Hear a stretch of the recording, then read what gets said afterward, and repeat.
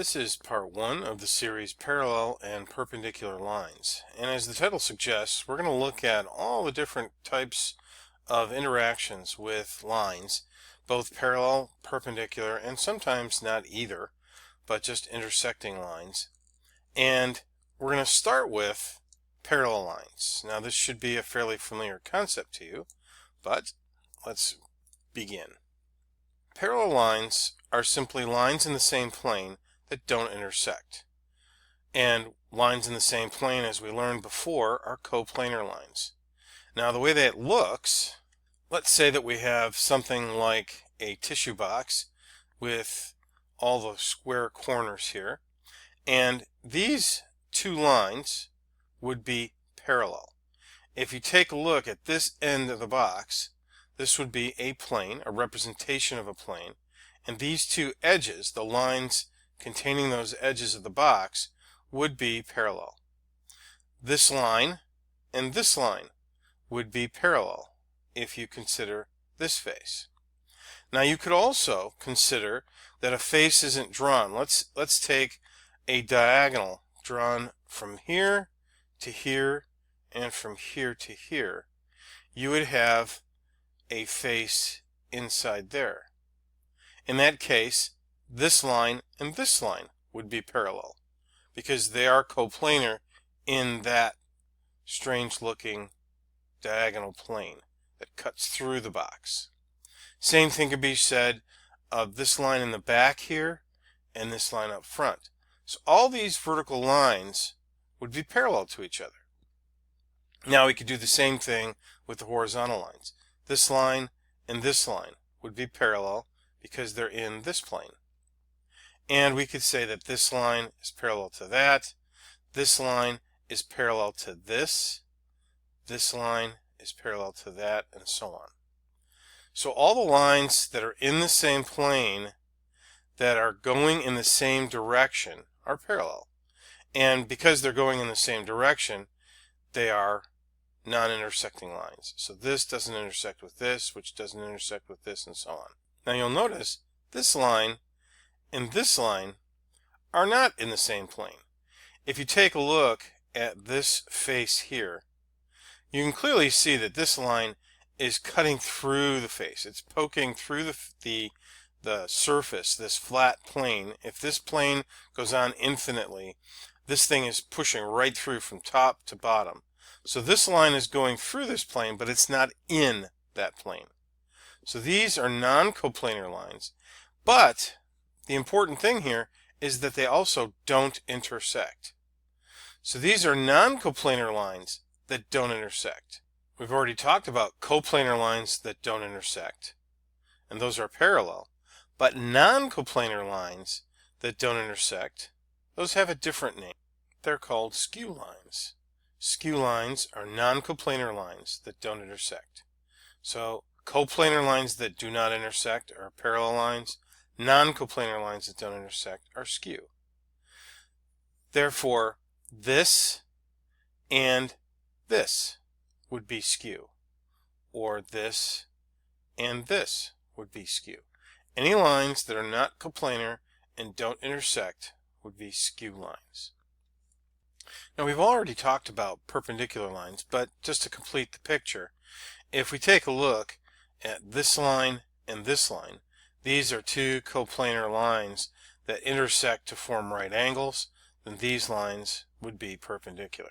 So just to recap, just as a little hopeful recap here, let us say that this is line L, and this is line M, and this is line N, and this is line O. We would say that line L is perpendicular to line M. So line L is perpendicular to line M. We would say line L is skew. There's no symbol for skew. There's a symbol for parallel, there's a symbol for perpendicular, but not for skew. Is skew to line O.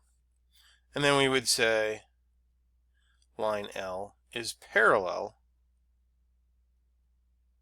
to line N. We could also say line N is parallel to line O and so forth. But these lines are perpendicular, so this line would be perpendicular to this line would be perpendicular to this, and so on.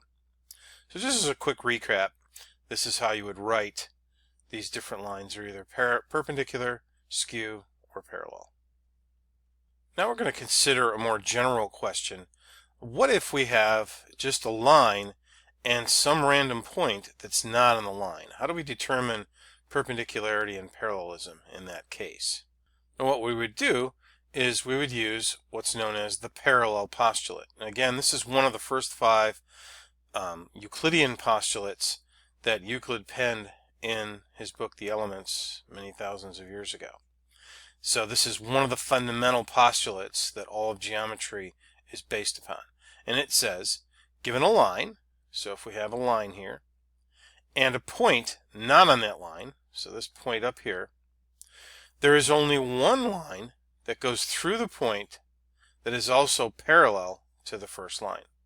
So given a line and a point not on the line, there is one line through that point parallel to the given line. That's going to always be true. So given any line and a point not on the line, there's one line parallel to it. Now the perpendicular postulate is very closely related to it. And the perpendicular postulate says, given a line here and a point not on the line, there is one line through that point perpendicular to the given line. So this is the parallel postulate, this is the perpendicular postulate. So you're guaranteed that given any line and some point not on the line, there's only one other line that's going to be parallel to that line through that point. Now there can be an infinite number of lines through that point, but only one of those lines going through that point is going to be parallel with the first one. Same thing here. There can be an infinite number of lines through this point, but only one of those lines could be perpendicular to the original line. Having said all this, let's go ahead and see if we can pick out lines that are perpendicular and parallel given any particular picture. So here we have a bunch of lines in a plane. We have line L, line M, line P, line Q, O, and N. And we have a bunch of symbols around here. So let's take a look and see what we can determine from this picture. Well, the first thing that jumps out at me is this symbol and this symbol. Those symbols mean parallelism. So 2 lines that are parallel are represented by these arrows that are sitting inside the picture. If you have 2 lines that have 2 arrows each, then those 2 lines would be parallel as well. So you just match up the number of arrowheads that you see. In this case, line L and line M are being given to us in this picture as parallel. Now let's take a look at this symbol. That's the right angle symbol. So that tells us that line P and line N are intersecting to form a right angle. That is the definition of perpendicular lines. So we know that line P is perpendicular to line N. If we look over here, we can also see another right angle symbol. And that is clearly on line O and line Q. So we can say that line Q is perpendicular to line O, or we could say line O is perpendicular to line Q. But now let's see if we can join these two together. Now this line is perpendicular to this, and this line is perpendicular to this. Could we determine if this line is parallel to this? Well, you may say, sure, they look parallel to me, but that is one of the capital mistakes that people make in geometry. And that's rule number 1, never trust the picture. Only trust the information provided in the picture or given explicitly in text. In this case, these lines may look parallel, but there's no linkage between these 2 lines and these 2 lines. They don't have a right angle symbol. In other words, if there was a right angle symbol here connecting this to this, then we would know that this is perpendicular to this and we could determine something. But in this case, we don't have enough information. Just to exemplify the point, I could take line O and tilt it. So let's go ahead and tilt line O.